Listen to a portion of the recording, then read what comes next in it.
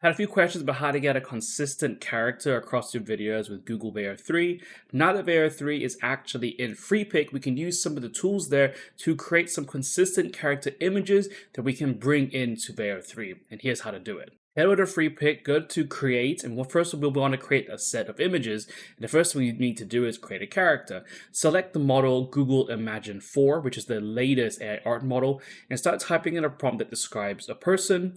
Talk about how they look, where they are, the hair color, what they're wearing potentially, and come up with a character that you really like. You only need one image for this process. Now we're going to switch image models, and we're going to select Freepik's Flux Kontext model, and this allows you to use an image reference, and now we can reimagine that photo that you have, that image, that the art image you have of someone in a variety of different ways. So for example, you can put them in a different environment. You can zoom in close to their face. You can get a different camera angle.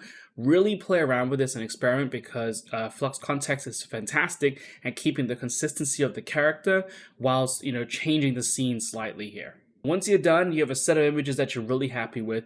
We're going to bring them into Veo 3, which is where you can use an image to video technique. So select an image, select video, go find the Veo 3 model in Freepik and start generating videos. And you can use the prompts here that appear automatically, or you can also type in your own text prompts as well around the camera movement or something else that you want to happen in the scene. Right now, this is the most consistent way to get consistent characters. And I like that Veo 3 is in Freepik because it gives you access to all these different tools at once.